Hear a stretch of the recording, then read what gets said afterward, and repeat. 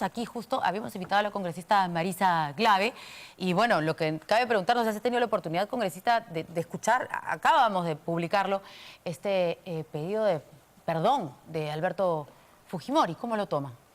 Bueno, ha hecho un mensaje a los peruanos y ha dicho que pide perdón a quienes pudiera haber defraudado. Se puede estar refiriendo incluso a personas como yo, que fuimos parte de un movimiento en contra de la dictadura en el país.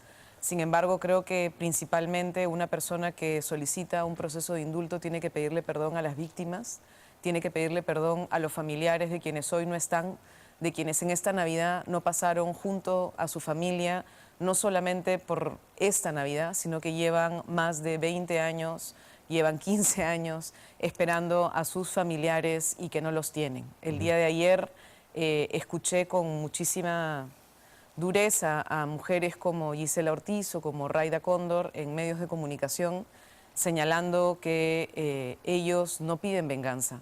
Ellos no están exigiendo algo que sea fuera de la ley. Lo que ellos están pidiendo, lo que ellas están pidiendo, es precisamente que se reconozca que no hay errores y excesos, como dijo el presidente Kuczynski, sino lo que hay es delitos graves, como asesinato. ¿Qué tendría que decir Alberto Fujimori, y entonces? creo que es... Acá tenemos un problema, Verónica, que es que el señor Fujimori, en este caso, no es, creo, el principal mensajero.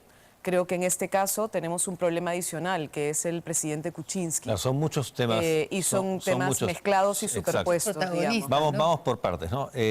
Vamos a hablar luego del tema de Alberto Fujimori, pero primero, porque ustedes estuvieron ayer en la DIRODES recogiendo información para ver qué es lo que ha pasado y cómo es que ha pasado este indulto, o sea, el proceso del indulto, ¿no? Entre otras cosas, el tema de la solicitud del perdón es algo que justamente debió darse antes Exactamente, y a los familiares, es precisamente claro, algo directo, a los que han cometido, digamos, a quienes han sido dañados directamente, claro. No a quienes hayan sido defraudados, que puede ser en general la ciudadanía, sino a quienes sufrieron directamente los crímenes lógico, en este caso, legítimo, ¿no? y de justicia moral más que legal, digamos, ¿no? Pero vayamos entonces por partes y vayamos a hablar primero, hablemos primero del tema del proceso de este indulto. ¿Qué es lo que ustedes han detectado y por qué fueron ayer a la DIRODES? A ver, fuimos a la DIRODES porque la congresista Indira Wilca, como ustedes saben, además también es familiar de una víctima. Ella es la hija de Pedro Wilca, que fue una persona asesinada en los años 90, dirigente sindical, secretario general de la Central de Trabajadores del Perú.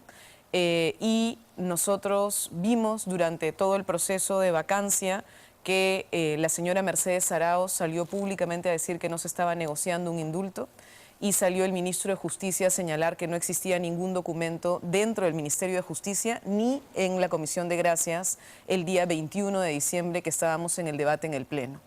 Fuimos a Barbadillo porque ya no se trataba simplemente de si habían psicosociales en las redes que todo el mundo finalmente conoce, sino que queríamos ir a ver exactamente qué información existía. Y hemos encontrado dos cosas que nos parecen graves. La primera es una declaración del propio director del penal que nos señaló que él el día 18, lunes 18, él había enviado directamente al Ministerio de Justicia la información sobre todo el proceso del pedido de indulto del señor Fujimori. Con lo cual, en el Ministerio de Justicia, desde el día 18 se tenía la información. Cuando el día 21 salen a decir que esta información no existía, mintieron y mintieron burdamente. La segunda cosa que es grave y que es lo que el día de ayer me decía también el doctor Rivera, que entiendo el día de hoy, junto con los familiares, están pidiendo una nulidad del indulto a través de la Corte Interamericana de Derechos Humanos, tiene que ver con cómo se llevó a cabo la Junta Médica. La Junta Médica, una de las cosas que creo que es importante señalar es que un indulto humanitario no es una decisión al antojo de un presidente. Ese es el indulto regular.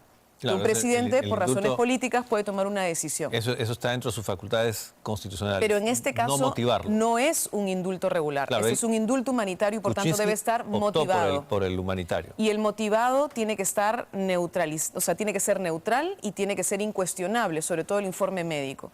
Lo que encontramos nosotros en el libro de anotaciones de quienes asisten a la visita al penal es que el mismo día, a la misma hora en la que se llevaba adelante una junta médica, estaban 5 personas que eran señaladas como amigos del señor Kuczynski, que estuvieron presentes durante esa junta, perdón, del señor Fujimori, durante esa junta médica, lo que en realidad ya muestra que no es una junta médica llevada a cabo en un espacio absolutamente neutral. Sí. Esta información, como dice el señor Rivera, además, viola un mandato de la Corte Interamericana. Creo que es importante hacer memoria. El caso Cantuta y el caso Barrios Altos están dentro del mandato de la Corte. ¿Por qué?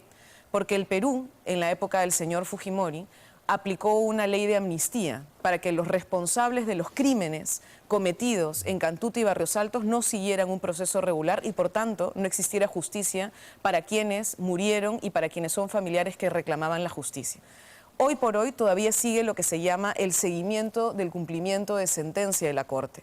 Dentro del seguimiento de sentencia se plantea que cualquier posibilidad de indulto en esos casos tiene que seguir no solamente el procedimiento legal regular, sino que merece que los familiares tengan derecho a opinar sobre el proceso y a tener a un médico en el asunto. Si me permite, congresista, de todo esto probablemente vamos a seguir hablando en las próximas semanas, porque tal vez venga una interpelación contra la señora Arauz, tal vez contra el ministro de Justicia. Pero yo quería preguntarle sobre el mensaje de Alberto Fujimori, porque también el doctor Rivera ayer dijo, bueno, que se esperaría algún tipo de perdón por parte de Alberto Fujimori. Y acá se lo dijimos, probablemente Kenji impulse a su padre a hacer eso en las redes sociales.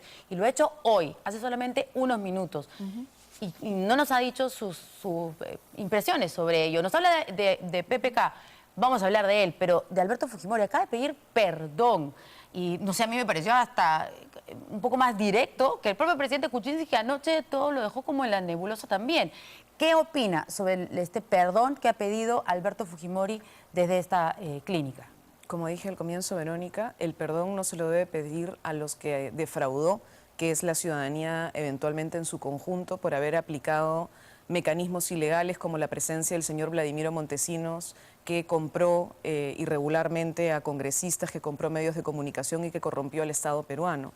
En este tipo de casos se espera que el perdón se le pida a los familiares de las víctimas es algo que directo murieron. y específico. Directo más específico, que se refiere a las familias de la Cantuta y Barrios Altos. Entiendo perfectamente. Sobre los delitos del juicio. Entiendo perfectamente. No sobre la política general, ¿no es cierto? Entiendo perfectamente que el señor Kenji Fujimori es un hijo, y creo que también hay que entenderlo en esa dimensión, y que probablemente él esté haciendo todo lo posible por resolver lo que finalmente es un entuerto del señor Kuczynski. Pero el presidente Kuczynski, el día de ayer, hizo un mensaje grave, desde mi punto de vista, dejando totalmente fuera a las víctimas de este proceso, hablando de errores y de excesos, lo que en realidad son delitos. Y el día de hoy el expresidente Fujimori, lo que ha hecho nuevamente es no pedir un perdón directo a quienes tendría que hacerlo, ¿no? Digamos, yo descifraría o trataría de descifrar, interpretar, porque en realidad esto recién empieza, esta manifestación de Alberto Fujimori todavía en la cama de tratamiento, como una puerta que se está abriendo para de repente llegar a ese tema del perdón que él tiene que pedir a las víctimas, ¿no? Porque eso es lo que se le ha pedido. Creo que lo tienen claro, ¿no? Que eso es muy distinto a un pedido de perdón, digamos, de las personas afectadas durante sus gobiernos. Pero, en todo caso, digamos que eso se produzca o no, es un tema del ámbito más bien moral. Sí. No es acá estamos discutiendo también el ámbito legal. A eso quiero ir yo. Digamos, ¿cuáles serían los pasos para ustedes? ¿Pedir interpelación a estos ministros de Justicia y presidente del Consejo de Ministros o de frente ir al tema del cuestionamiento en la Corte del indulto? Creo que son estrategias en paralelo, Federico. Por un lado está la estrategia, si quieres, congresal, parlamentaria, de uno de los poderes del Estado, desde donde nosotros podemos participar como congresistas, pero está el lado legal que los familiares están ya aplicando. Y están aplicando porque, en este caso, dada la gravedad y la magnitud, creo que es importante una cosa que me decía Marta Flores, la viuda de Wilca, el día 24, porque de hecho fui a verlas el 24 después de escuchar esta terrible noticia para muchísimas familias de un indulto otorgado evidentemente como un pacto político, es que en el país nos han enseñado que los poderosos se salen con la suya.